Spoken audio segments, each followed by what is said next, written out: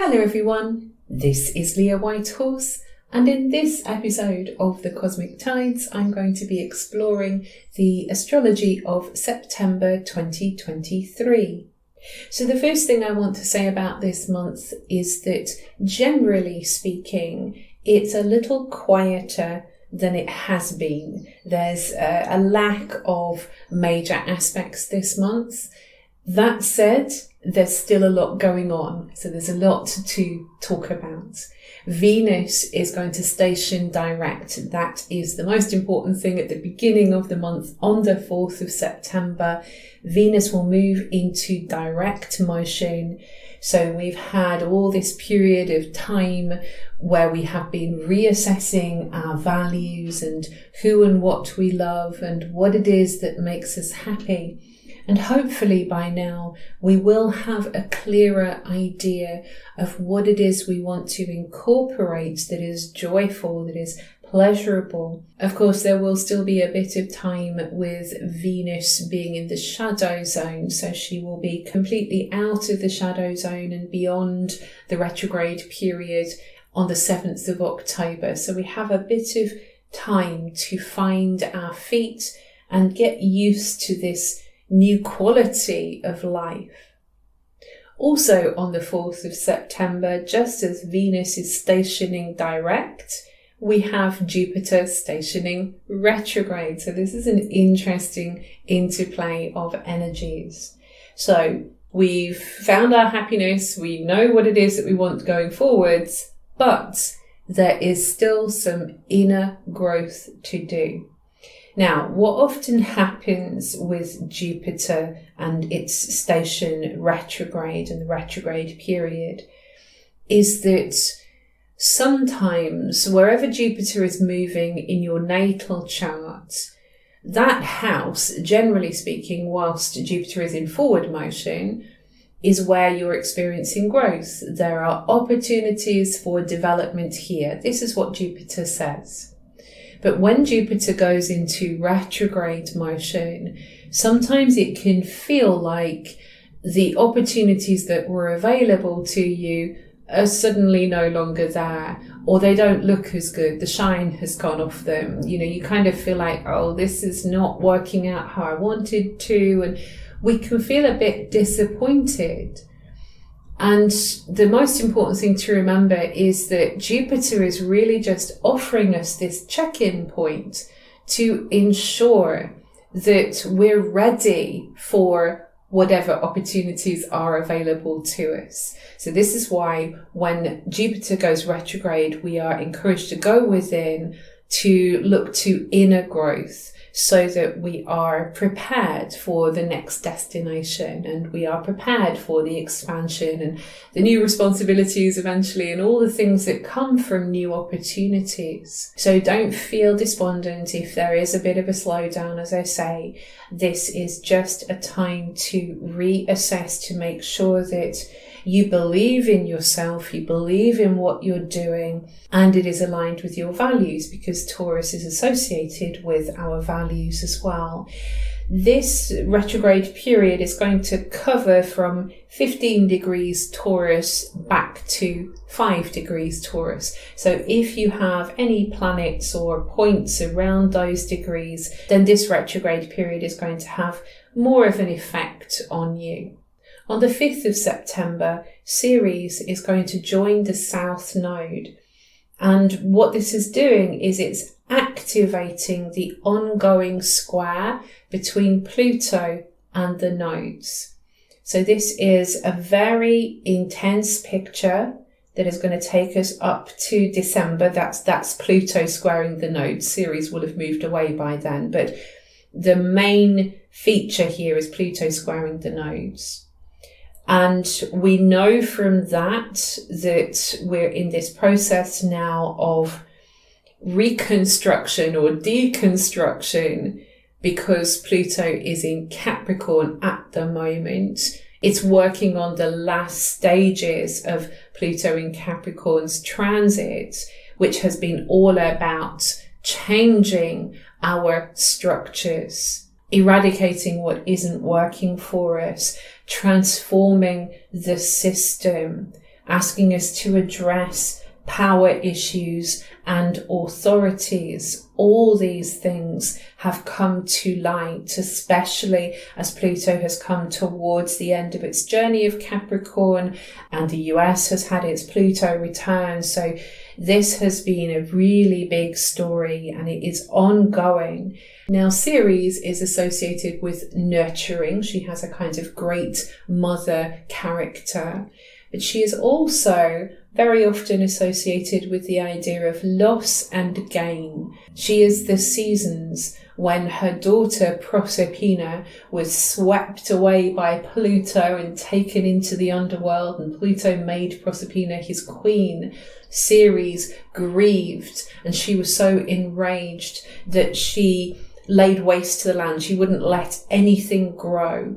And so we had autumn and winter. And then when an agreement was brokered between her and Pluto and Proserpina, Proserpina was allowed back to visit her mother. And then her mother was really happy, and all the crops began to grow, all the flowers, all the trees, and we have spring and summer. So Ceres is associated with the seasons and also with food. The South Node is connected with our old karma, and it also represents where we are feeling stuck. In the sign of Libra, there could be issues around toxic relationships that are no longer working for us. But it also could represent the idea of where we sit on the fence and where we just try and keep everything really comfortable because we don't want to rock the boat. And so Ceres coming up to the South Node would suggest that maybe we have been nurturing certain kinds of connections or nurturing certain agreements that are actually not sustainable in all manners of the word. They're not sustainable. Something here needs to be changed. Of course, Pluto is telling us this. And I do note that at the time Ceres is conjunct the South Node, we've got Eris conjunct the North Node. Eris is incredibly disruptive, and she's disruptive for a reason. I always point out, it's not Eris's fault. Don't shoot the messenger kind of thing. She is telling us, here's the problem. I'm showing you the problem. And the problem is that maybe there are some people who are too aggressive, we could say, in Aries, too independent or too bloody-minded about what it is they actually want, too angry. There's these kinds of issues that are coming up from this. Too ruled by one's instincts to the point where you're just kind of hitting out. I mean, this is some of the problem that we're experiencing right now, that there's a lot of rage, there's a lot of anger, and we're being asked to kind of channel this anger or rage and these fiery feelings into something that's constructive rather than destructive. And that will at times rock the boat. And so Ceres on the South Node almost makes me feel like someone who is just holding on, like she was trying to hold on to Proserpina. She didn't want her to grow up. It's almost like this is kind of happening on the world stage. It's like we need to grow up. We need to grow up and change things to make them fairer, because of course we're taking the best of the South Node in Libra. We want fairness. We want the food to be shared so that we can all live our independent lives. This is the best way that we could interpret this, or one of the best ways that we could interpret this. But the problem is the power dynamics, Pluto. Now, I've been watching this very closely because we are getting a lot of talk now about a food crisis. So I'm just going to pin that comment and also mention that Pluto is now in a trine with Uranus. This is kind of weaving in and out. It's not going to be exact until 2026 through to 2028. There's actually going to be 5 trines between Pluto and Uranus. But we've already started this. We actually started it last year.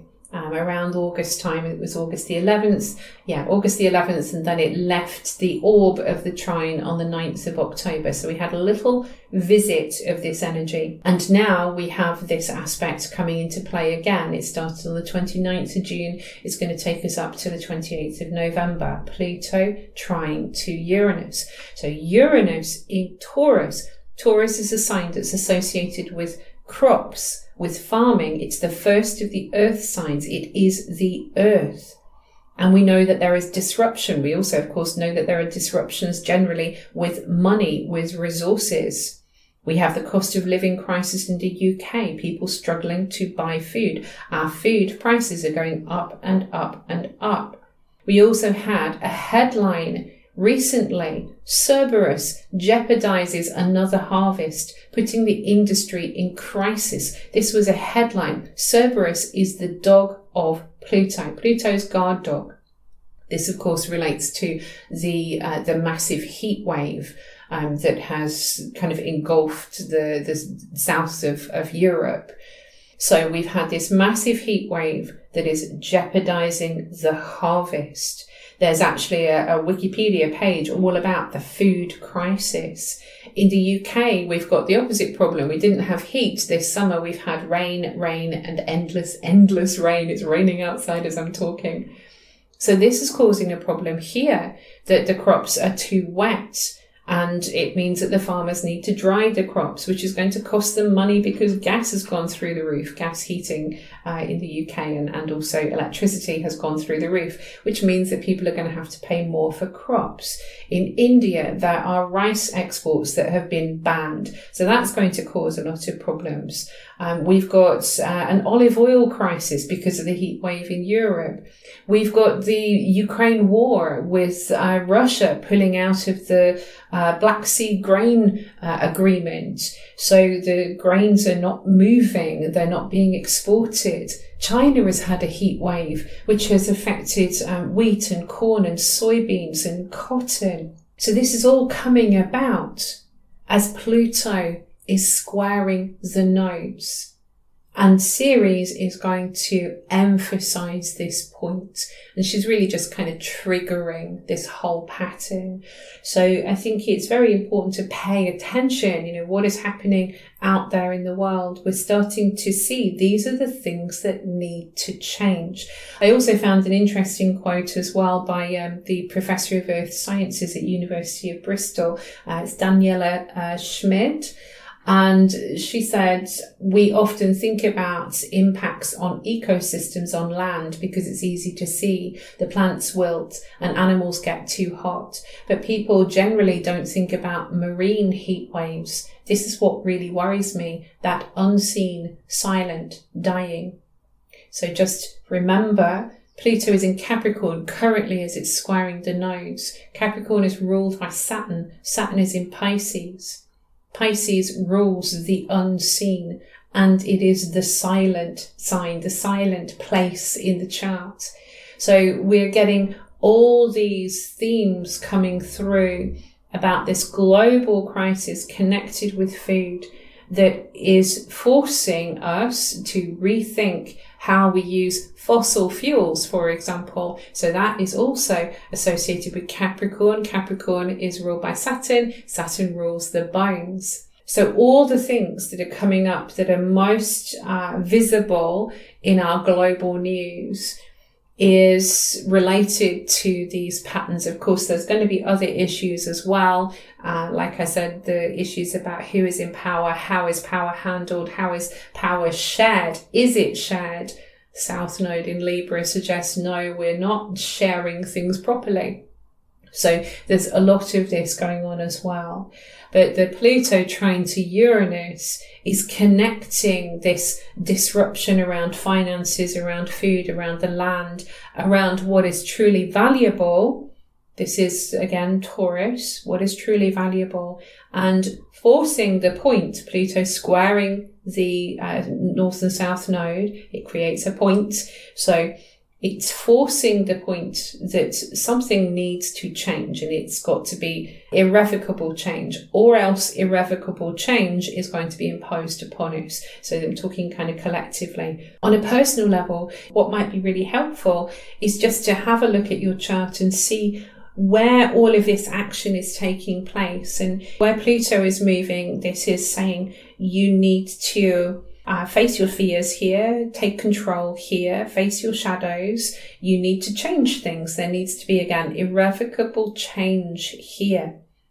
Where Uranus is moving, that's also an indication of change, but it's more geared to freeing you, freeing up your unique skills, freeing yourself, helping you to be more yourself. And remembering that it's a trine, these two planets are actually working well together. They're trying to help you so that you can feel more in control of your life, so that you can feel freer in your life. So it can be helpful to have a look at that. And wherever Ceres is moving in your chart at the moment, that's going to represent where you might be trying to hold on to something that is not really working for you anymore.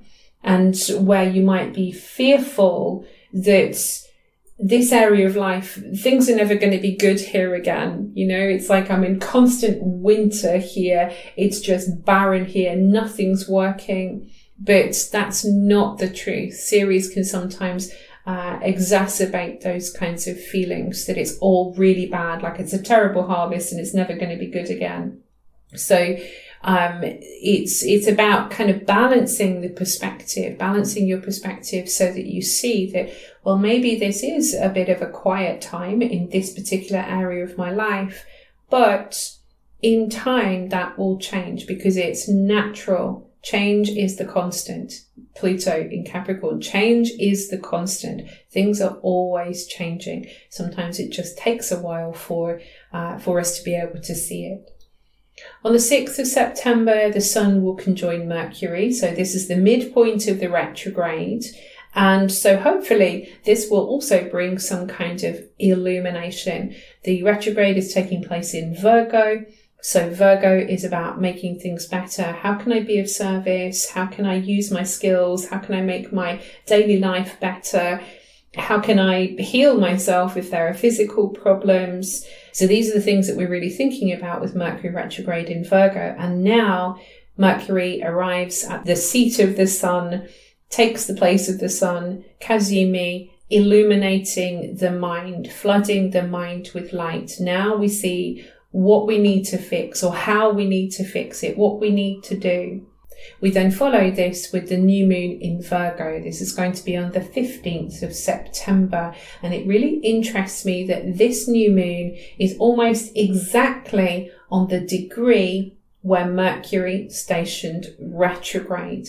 So this tells me this is a new moon, so it's a new start. It's a new start that's connected to Virgo issues. So how can I be of service? How can I use my skills? How can I make things better? And how can I sort of feel better on a physical level? So this is the new start, but it is directly connected with the retrograde period. With our understanding the things that we have learned, we're going to put into this new start. So it's likely that anything that we want to begin around this time will take us until Mercury exits the shadow zone. So until Mercury meets this new moon degree. So in other words, give it until the end of the month to implement the ideas that you have around this time, or maybe just to anticipate that if you start something now, you're not going to start to see the results of this new project or new endeavor until the end of the month, because we need that mercurial activation. So maybe also it's like hold that thought. If you feel like, oh, this is not happening, this is not, working, just hold that thought. Wait for Mercury to catch up. Mercury will then station also on the same day as the new moon. It's pretty much about 12 hours later or so, but it is on the same day as the new moon. So it feels like it's accentuating this story. Of course, Mercury is the ruler of Virgo as well. So we've got a lot of emphasis on the idea of a new start, that is delayed, an idea though. We just need to bide our time and wait for Mercury to activate this degree. On the 23rd of September, we reach the autumn equinox in the northern hemisphere and the spring equinox in the southern hemisphere. So this is marked by the sun moving into Libra. This is a natural time of balance, a moment when we have equal day and night, where we need to find that center point within ourselves so that we can feel more in harmony with one another and with ourselves. Generally speaking, Libra season is a time when we have more emphasis on our relationships because the sun is in Libra. So it illuminates all the relationships around us, whether that is with our partner, husband, wife, or long-term partner, or whether it is people that we are close to, like your best friend. It can even speak of business partnerships. So all the people that we relate to, the sun illuminates how we are getting on with one another, how we feel about our interactions with other people. And the chart for the moment that the sun moves into Libra can speak of what's going to happen over the next 3 months on a global level. It does interest me that the sun is going to be in a trine with Sedna. So Sedna has recently gone into Gemini. She will backtrack into Taurus to finish up the journey there. But at the moment she is in Gemini. So the sun is trine to Sedna, and Sedna is a body that speaks of the long haul as far as evolution is concerned. And we have just begun this very big new chapter of our lives where we're going to be evolving as far as the mind is concerned, how we communicate, how we connect with one another. This is all going to change slowly over time. We're going to get boosts of animation because, of course, we're going to have Pluto going into Aquarius, and then we will have Uranus going into Gemini, and the two will trine each other, like I said before. And who knows what's going to happen with the UFO stories. But there's going to be, certainly, whether it's UFOs, aliens, AI, there are going to be significant changes coming. And I feel like Sedna is more focused on how we can feed ourselves with this. I mean, sometimes she is also literally associated with food, particularly of the waters, because she is a water goddess. When you treat her badly, then she won't give you any fish. So yeah, that's a bit of a theme with Saturn in Pisces and the marine heat wave and all this kind of thing. But I guess symbolically as well, Sedna speaks of, what are we feeding our imagination? What are we feeding our minds? What kind of information are we taking in? Is this helping us to evolve? Do we need to have more discussion here? Do we need to really explore the connections we have and how that is affecting us mentally? Libra, the sun in Libra, trying to Sedna in Gemini, is perhaps leaning into stories of our mental well-being, and how we communicate with one another is certainly going to affect whether there's peace or not in the world. I mean, this is Libra as well. Libra, again, finding your balance and kind of having harmony and diplomacy. So maybe we need to be more diplomatic in how we're speaking to one another, but with the South Node in Libra, not so diplomatic that we just have no opinion whatsoever. On the 24th of September, we're going to have Mars in Libra forming an opposition with Chiron in Aries. And of course, Mars is now moving towards the South Node. It's starting to engage with all of this karmic story. Eventually it's going to move on to conjoin the South Node. That'll be next month, and square Pluto. But we're starting off this part of the story with an opposition to Chiron. And that is a little painful, mostly because Mars is the warrior. Mars in Libra is currently a warrior for diplomacy. He is motivated to make friends. He's putting his energy into relationships and to relating and also to trying to keep the peace.